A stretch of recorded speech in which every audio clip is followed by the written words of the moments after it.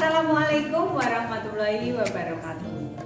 Tetap semangat ya anak-anak, meskipun kita belajarnya jarak jauh dari rumah. Nah, di kesempatan kali ini kita akan belajar tema 3, yaitu tokoh dan penemu.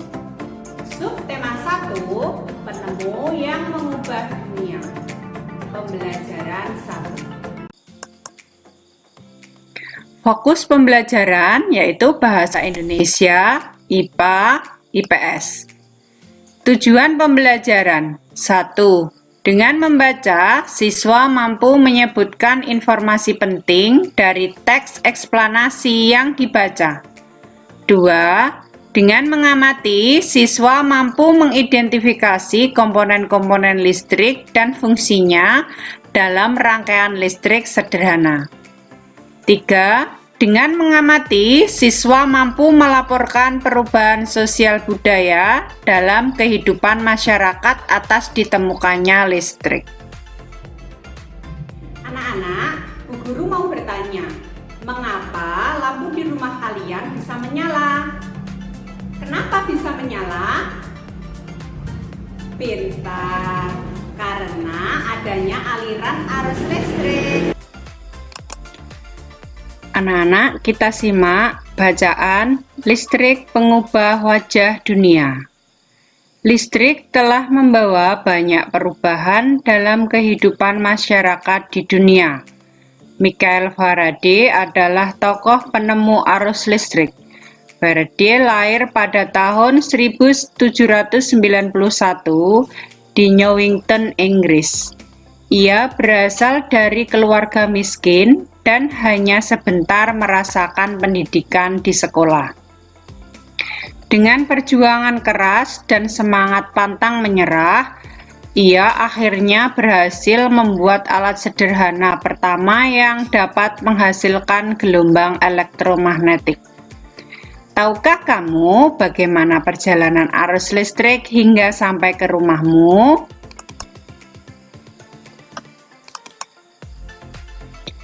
Arus listrik adalah gelombang elektromagnetik, yaitu gelombang yang dapat merambat meski tidak ada media perantara. Gelombang elektromagnetik terbentuk dari hasil perubahan medan magnet dan medan listrik yang terjadi terus-menerus.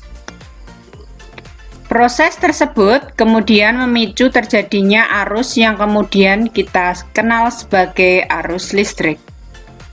Arus listrik dihasilkan oleh generator raksasa pada pusat pembangkit listrik. Arus listrik tersebut disalurkan melalui jaringan listrik tegangan tinggi berupa jaringan kabel pada menara-menara tinggi yang menuju ke gardu-gardu penerima di berbagai daerah. Dari gardu-gardu penerima, arus listrik kemudian disalurkan ke rumah penduduk dan berbagai tempat yang memerlukan. Arus listrik yang diterima di rumah kemudian disalurkan melalui rangkaian kabel listrik di dalam rumah.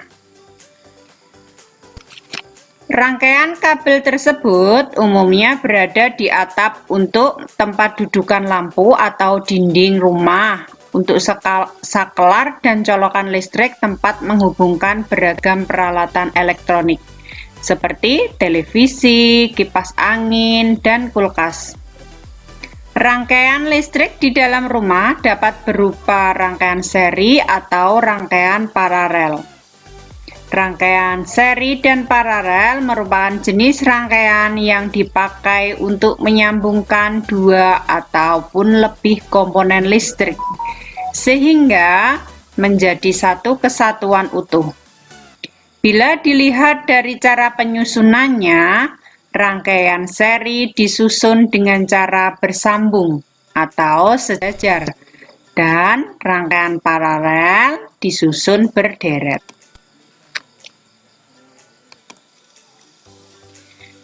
Contoh rangkaian seri dalam kehidupan sehari-hari adalah lampu senter. Rangkaian yang disusun seri pada lampu senter adalah baterai, karena hanya terdapat satu lampu pada senter. Hal tersebut yang menyebabkan lampu senter menyala sangat terang, namun baterainya cepat habis. Rangkaian seri dan paralel juga bisa ditemui pada lampu-lampu di rumah. Betapa penting peranan listrik bagi kehidupan manusia. Tanpa listrik, tentunya kita akan mendapatkan banyak kesulitan dalam mengerjakan aktivitas sehari-hari. Namun demikian, kita juga harus tetap bijaksana menggunakan listrik dalam kehidupan sehari-hari.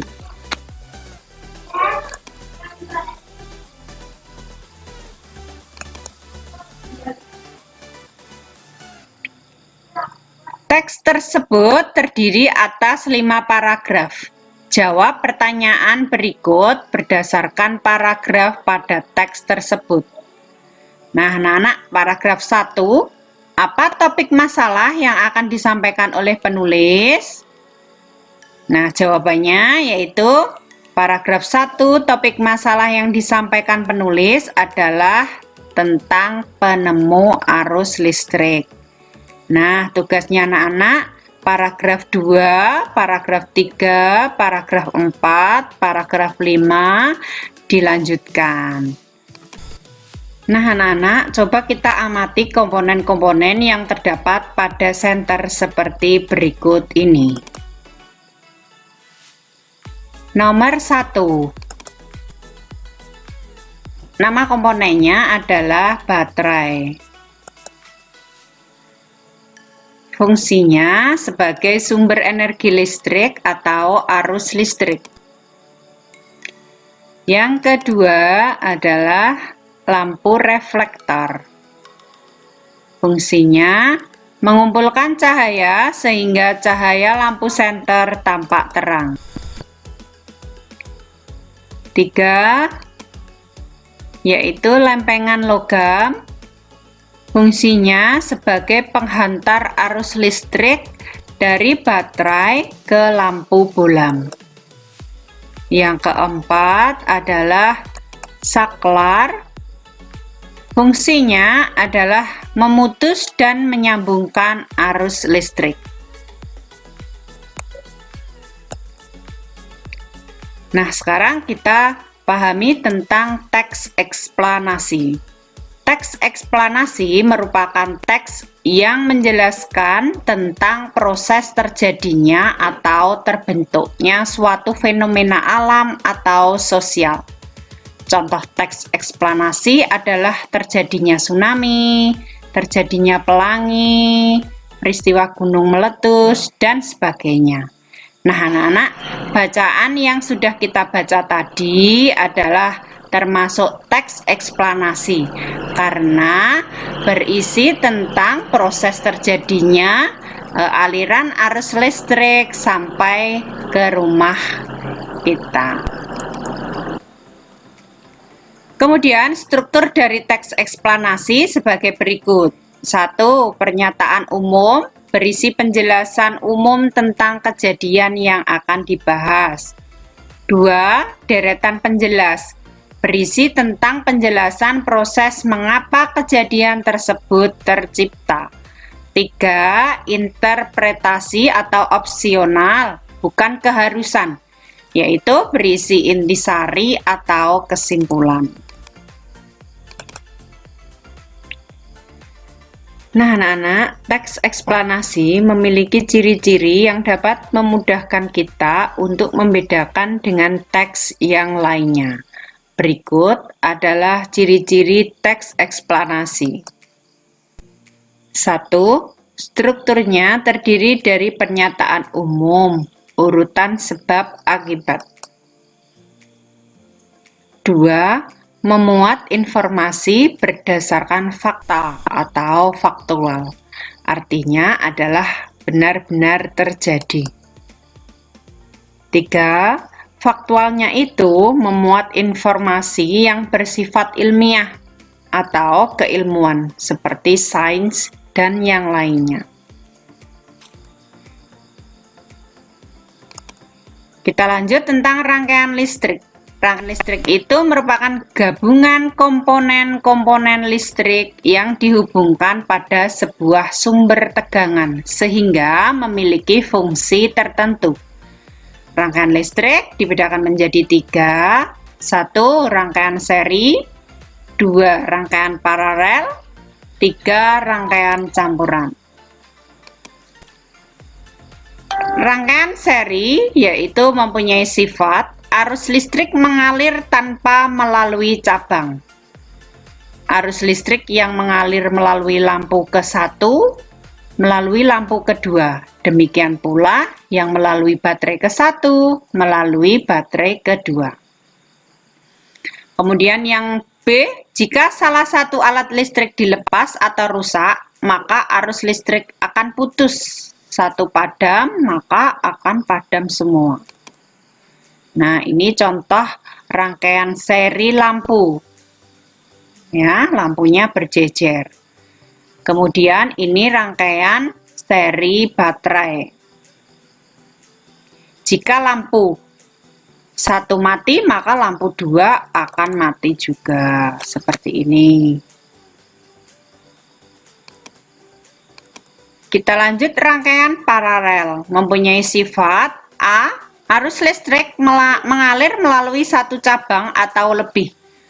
Arus listrik yang melalui lampu 1 atau baterai ke-1 tidak melalui lampu kedua atau baterai kedua.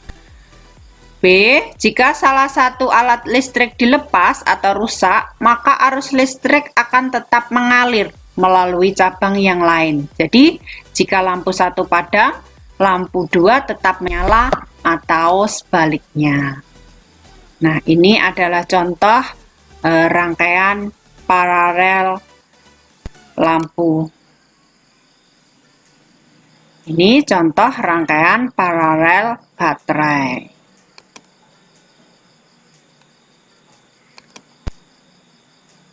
Kemudian yang ketiga adalah rangkaian gabungan atau campuran.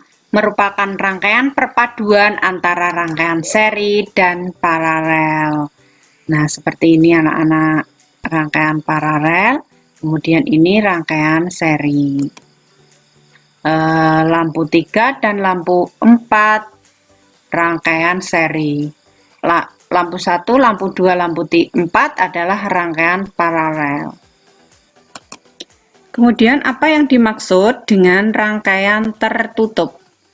Itu adalah istilah yang digunakan untuk menyatakan bahwa rangkaian tersebut terhubung atau saklar tertutup sehingga terjadi aliran arus listrik. Nah, seperti ini anak-anak, ini adalah baterai sebagai sumber energinya, kemudian terjadi aliran arus listrik karena saklar tertutup. Kemudian rangkaian terbuka merupakan istilah yang digunakan untuk menyatakan bahwa rangkaian tersebut tidak terhubung sehingga tidak terjadi aliran arus listrik atau saklar terbuka, maka disebut dengan rangkaian terbuka. Ini adalah rangkaian terbuka, jadi saklar terbuka, maka tidak terjadi aliran arus listrik, lampu mati atau padam. Nah, anak-anak, coba kita perhatikan. Perhatikan ruangan ini anak-anak. Lampu sudah dinyalakan, terang kan? Menurutmu apa perbedaan antara masa sebelum ada listrik dan setelah ada listrik? Diskusikan dengan temanmu apa perbedaannya, ya. Sebelum ada listrik dan setelah ada listrik. Sebelum ada listrik, pada malam hari kesulitan melihat tempat yang gelap. Kemudian setelah ada listrik mempermudah manusia melakukan sesuatu di malam hari. Nah, anak-anak bisa ditambahi 2 lagi perbedaannya, dikerjakan ya. Kita lanjut, pengaruh listrik terhadap kehidupan masyarakat di lingkunganku. Nah, sebelum ada listrik, ada beberapa benda dan peralatan rumah tangga. Kemudian setelah ada listrik bagaimana? Contohnya adalah setrika arang, sebelum ada listrik kemudian setrika listrik. Kipas manual setelah ada listrik, yaitu kita menggunakan kipas angin.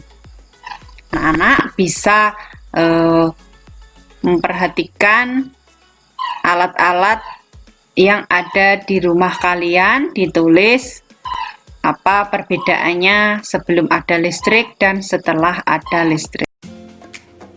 Bagaimana anak-anak? Menarik bukan pembelajaran kita hari ini? Penemuan listrik mempermudah manusia untuk melakukan aktivitas. Nah, jadi anak-anak kita harus tetap menghemat listrik ya. Kita cukupkan pembelajaran hari ini. Semoga bermanfaat. Assalamualaikum warahmatullahi wabarakatuh.